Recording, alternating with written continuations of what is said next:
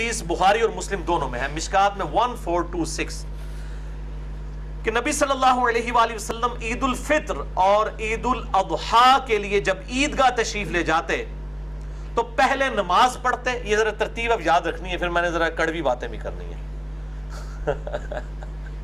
پہلے اس نے شروع کر دیتا ہے، پہلے نماز پڑھتے، پھر لوگوں کو واعظ و نصیحت کرتے، پھر لوگ اپنی صفوں میں بیٹھے رہتے تو آپ صلی اللہ علیہ وسلم ان کے لیے احکامات جاری فرماتے، اور کوئی لشکر روانہ کرنا ہوتا تو اس لشکر کو روانہ کرتے، یا کسی کو کوئی حکم دینا ہوتا تو حکم ارشاد فرماتے، پھر آپ صلی اللہ علیہ وآلہ وسلم گھر تشریف لے آتے. یعنی پوری حدیث کا لب لباب یہ ہے کہ آپ صلی اللہ علیہ وآلہ وسلم جمعے کی روٹین سے ہٹ کے عید والے دن سب سے پہلا کام نماز پڑھانے کا کرتے.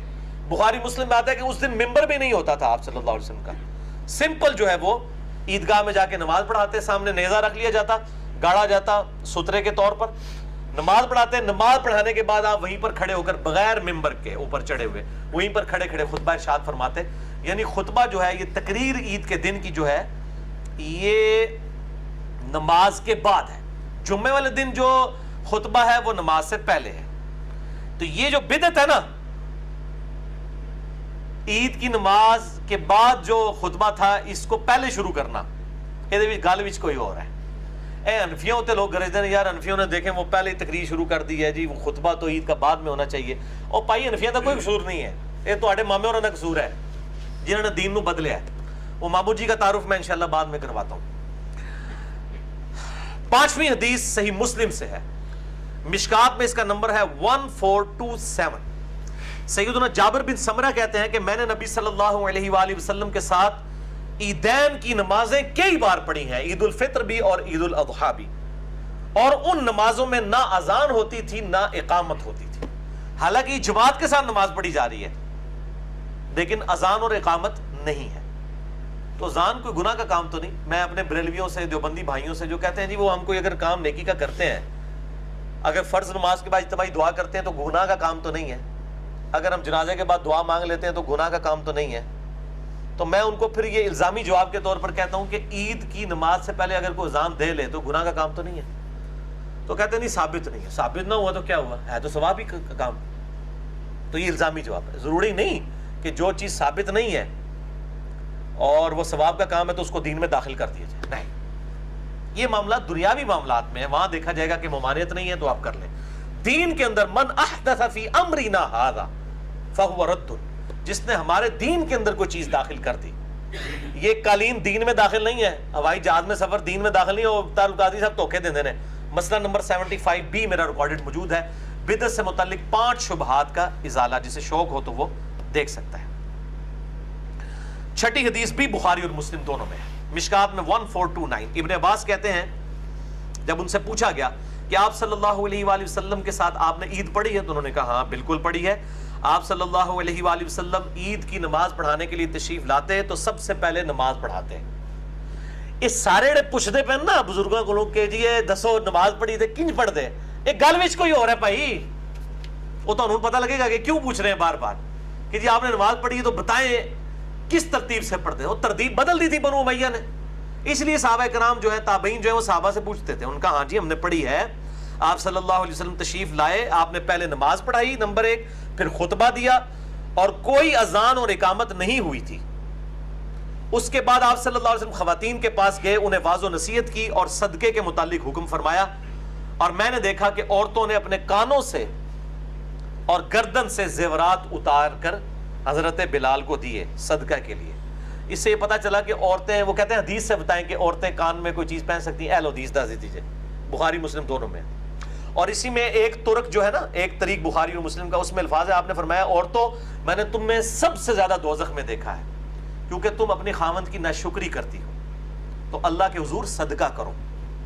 پھر عورتوں نے سب سے زیادہ صدقہ اپنے زیورات اتار کے دے دیے. آج بھی جو یہ مطلب بولی بالی عورتیں ہیں وہ مولوی جب ترغیب دلاتے ہیں تو وہ آپ کو پتہ ہے وہ بھی اپنے زیور اتار دیتی ہیں. نبی صلی اللہ علیہ وسلم کی مثالیں دی جاتی ہیں، وہ تو زیور اتروایا جاتا تھا تو کہیں لگتا تھا.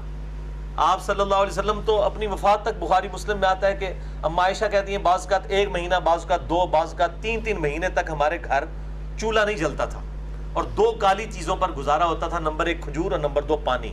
اور کھجوریں بھی کوئی پیٹیاں نہیں، 2 کھجوریں صبح 2 شام کے وقت، ایک پانی کا پیالہ میٹھا صبح کے وقت ایک شام کے وقت. وہاں تو میٹھا پانی بھی ایشو تھا، کڑوا پانی ہوتا تھا، اتنی دور سے بھر کے لانا پڑتا. تو ہمارے نبی کی تو زہد کی زندگی گزری ہے صلی اللہ علیہ وآلہ وسلم. آج ان کی مثالیں پیش کر کے تو یہ جو چندے ہتھیار ہیں عورتوں سے اور مردوں کو ایکسپلائٹ کر رہے ہیں اور اس سے اپنی جدادیں اور اپنا لیونگ سٹینڈرڈ انہوں نے مینٹین کیا ہوا ہے، تو ان کو شرم کرنی چاہیے. تو یہ ان احادیث کی روشنی میں آپ کو پتہ چل گیا کہ جمعے کی ترتیب تو پتہ ہے، احادیث کی روشنی میں بھی اجماع امت ہے کہ پہلے جو ہے وہ آپ نے تقریر کرنی ہے، اس کے بعد نماز. عید کا جو ہے معاملہ اس سے الٹ ہے، پہلے نماز اور اس کے بعد تقریر ہوگی، اور اس میں ممبر بھی نہیں رکھا جائے گا، بغیر ممبر کے. 7ویں حدیث خلفائے راشدین، یہ کہتے ہیں جی پہلے خلفائے راشدین سے ثابت کریں، نبی صلی اللہ علیہ وسلم کو چھوڑ دیں، خلفائے راشدین وہ بھی سن لو ان کی سنت کیا تھی. بخاری اور مسلم دونوں میں ہے، مشکات میں 1428. عبداللہ ابن عمر کہتے ہیں کہ میں نے نبی صلی اللہ علیہ وآلہ وسلم، سیدنا ابو بکر اور سیدنا عمر رضی اللہ تعالی عنہما وعلیہم السلام کے ساتھ عیدین کی نمازیں پڑھی ہیں. یہ سب لوگ نماز عید کو خطبے سے پہلے پڑھا کرتے تھے. یہ اتنی تکرار کیوں آ رہی ہے؟ گل وچ کوئی اور ہے، اندر کی بات کوئی اور ہے، بٹوین دا ورڈز کوئی اور چیز ہے. پھر اسی حدیث کا ایک طریق آتا ہے اسی سے ملتا جلتا، بخاری اور مسلم دونوں میں، صحیح بخاری میں 5573، صحیح مسلم میں 5098 اور الموطا امام مالک میں ڈیٹیل کے ساتھ ہے. یہ ابو عبید تابعی کہتے ہیں کہ میں نے سیدنا عمر کے ساتھ عید کی نماز پڑھی، انہوں نے پہلے نماز پڑھائی اور پھر خطبہ دیا اور فرمایا کہ نبی صلی اللہ علیہ وآلہ وسلم نے عید الفطر اور عید الاضحیٰ کے دن روزہ رکھنے سے منع فرمایا اور فرمایا کہ یہ خوشی کے دن ہے. اور پھر سیدنا عمر نے کہا کہ تم اس دن قربانی کا گوشت بھی کھاتے ہو بڑی عید والے دن، اور یکم شوال یعنی چھوٹی عید کو تم روزہ بھی نہیں رکھتے ہو، یہ خوشی کے دن ہے. پھر وہ تابعی کہتے ہیں کہ پھر میں نے سیدنا عثمان کے ساتھ بھی عید کی نماز پڑھی. حضرت عمر کا دور ختم ہو گیا، سیدنا عثمان کا دور آ گیا. تو کہتے ہیں کہ انہوں نے بھی عید کی جو نماز ہے وہ خطبے سے پہلے پڑھائی، اور بائی چانس اس دن جمعے والے دن عید آئی تو سیدنا عثمان نے اپنی تقریر میں کہا کہ جس نے جمعہ پڑھنا ہے اس کی مرضی وہ رک جائے، ادروائز اب جمعہ پڑھنے کی ضرورت نہیں، یعنی اس کی جگہ ظہر پڑھی جائے گی. کیونکہ جمعے کی بھی تقریر ہوتی ہے نا، ایک دن میں 2 تقریر، صحابہ کرام سے مایوب سمجھتے تھے. آپ صلی اللہ علیہ وسلم کے ریفرنس سے بھی آگے حدیث آئے گی کہ ایک دن میں ایک ہی تقریر سنی جا سکتی ہے. تو جمعے والے دن 2 تقریریں نہیں، جس کی ہاں شوق سے کوئی سننا چاہتا ہے ضرور سنیں، باقی آپشن ہے کہ آپ چھوڑ دیں. گاؤں سے جو لوگ آئے ہوتے تھے ان کو کہا جاتا تھا آپ چلے جاؤ وہاں جا کے زور کی نماز پڑھ لو. جس نے ایک تقریر اٹینڈ کر لی، یعنی عید اور جمعہ اکٹھے ہو جائیں تو کوئی گورنمنٹ سے پارے نہیں ہوتے، ٹھیک ہے. اور یہ بارے عوام کے اوپر ہو جاتے ہیں کہ ان کو 2 تقریریں مولویوں کی سننی پڑ جاتی ہیں، حالانکہ پہنچتے اینڈ پہ ہی ہیں، سننی انہوں نے پھر بھی کوئی نہیں ہوتی. تو آپ نہ کریں، آپ جماعت کروا لیں زور کی الگ سے اپنی. جمعہ وہ پڑھنا اس دن فرض نہیں ہوتا، جس دن عید والے دن جمعہ آ جائے، دونوں میں سے ایک جو ہے وہ کام کر لیا جائے. اچھا، تو سیدنا عثمان نے کہا کہ جس نے اب عید پڑھ لی اس کی مرضی جمعے کے لیے رکے ورنہ چلا جائے، اور آپ نے نماز کے بعد خطبہ دیا. پھر ابو عبید تابعی کہتے ہیں کہ پھر سیدنا علی کا دور آ گیا، اس اعتبار سے کہ جب سیدنا عثمان کو محصور کر دیا باغیوں نے. اس حدیث میں الفاظ ہیں کہ حضرت عثمان خلیفہ راشد ہی تھے لیکن باغیوں نے ان کو گھر میں محصور کر دیا، تو سیدنا علی ابن ابی طالب نے ہمیں نماز عید پڑھائی عیدگاہ میں جا کے. ظاہر ہے کہ حضرت عثمان کو تو باہر نہیں نکلنے دے رہے تھے، تو سیدنا علی کی ڈیوٹی لگائی گئی سیدنا عثمان کی طرف سے کہ آپ میرے بہاف کے اوپر عید کی نماز لوگوں کو پڑھائیں. تو سیدنا علی نے بھی عید کی نماز پہلے پڑھائی اور خطبہ اس کے بعد دیا. یہ کیوں اتنی تکرار ہو رہی ہے؟